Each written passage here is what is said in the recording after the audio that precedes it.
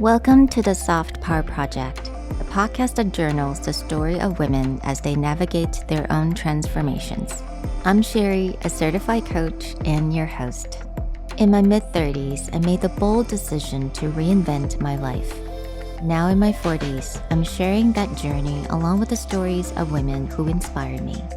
Like you, we're embracing growth to become our highest selves. Let's celebrate the power of self-exploration, one story at a time. Hello everyone, welcome back to Soft Power Project.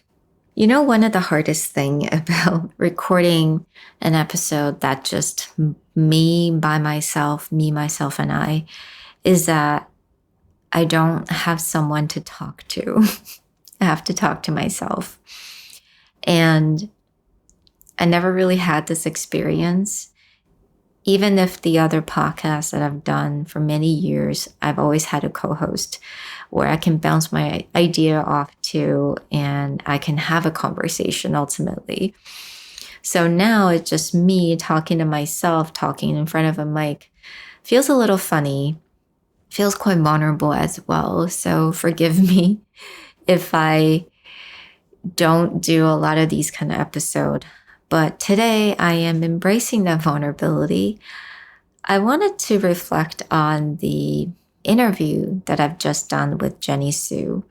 So episode 9 and 10 are episode that I had a conversation with her.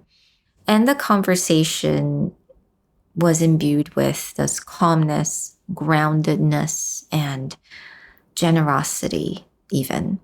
I just remember this feeling of being hugged by that space and just feeling very comfortable.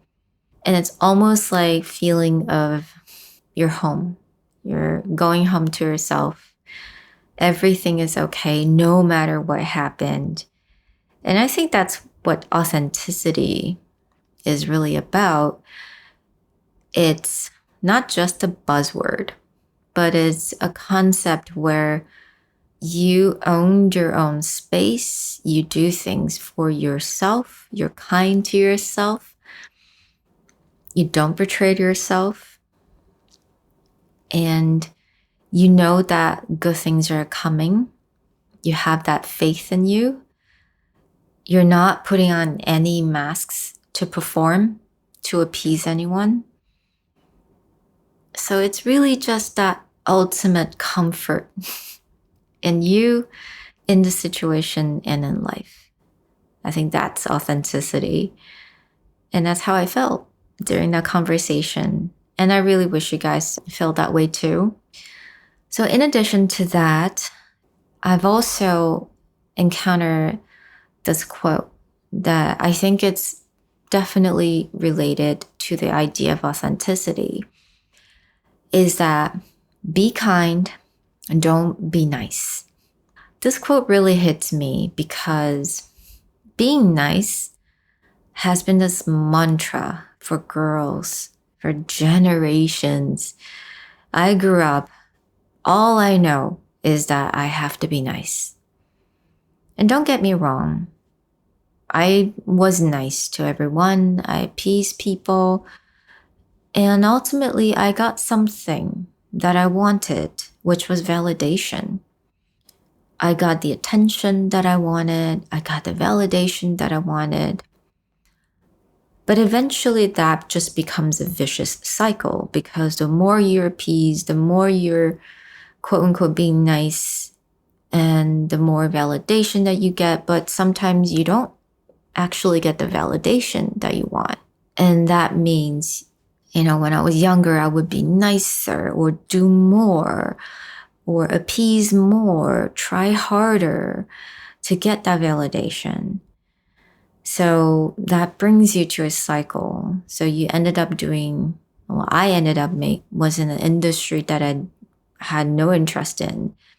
I befriend with a few people that was definitely really drained my energy.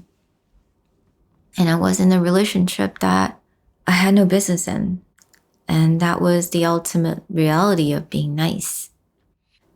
And I know so many women, and a lot of my friends at the time was also doing the same thing, putting on masks, appeasing people, getting that validation from school, from teachers, from adults, from boss, and even from partners. And eventually, because a lot of heartbreaks we had to go through, obstacles we encountered, that we learned, oh, actually being nice didn't get me anywhere, and it just gave me a lot of more traumas. Now the word kind, and that's the word I would definitely describe Jenny. Kindness comes from deep inside of us. It's our heart, it's our mind, body, and soul. And kindness means that to be kind with someone, you have to be kind with yourself. You can only be kind to others if you're kind to yourself. So again, if you separate the idea of kind and nice, you can definitely see that. So I've definitely spent a lot of late nights going to gathering, even though I was so tired from work, from life, that because I wanted to be nice, I felt really bad to say no to go to a certain gathering. So I ended up draining myself. And that takes me to another quote that I've encountered lately, is that easier choices, harder life, harder choices, easier life. And I have to tell you, this is so true. And because the harder choices that you're able to make, maybe just saying no to your friends, like, hey, I'm really, really tired, and I really wish you have a wonderful birthday. I will make it up to you next week, this time, for coffee, or make it up to you for lunch. But I really need to go to bed. Making the hard choices gives you that sense of empowerment, right? You get to do what you want. You're not waiting for your friends to validate you. You're not waiting for people to say, oh, that's okay, or thank you so much for coming. And I've definitely made a lot of harder choices in life beginning of 35, because I didn't make harder choices before then. I made choices, but a lot of these choices are based on what I thought people wanted in my life. And then ultimately, I made the choices of getting a divorce. That was hard. That was unpopular. That was difficult. That brought me a lot of things and hardships that I had to deal with. But it gave me a sense of empowerment, knowing that, you know what, I've done this, I can do this again. I made some hard choices, I can make this again, because I know everything will be okay. Because I know that I can ultimately rise from the ashes. And I definitely wouldn't say easier life equates to life without obstacles. That's not true, right? Like, life is life. I think what it means by being easier, it just means that we get to do what we want. We get to say what we want.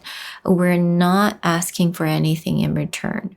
We're not asking for validation. We're not victimizing ourselves.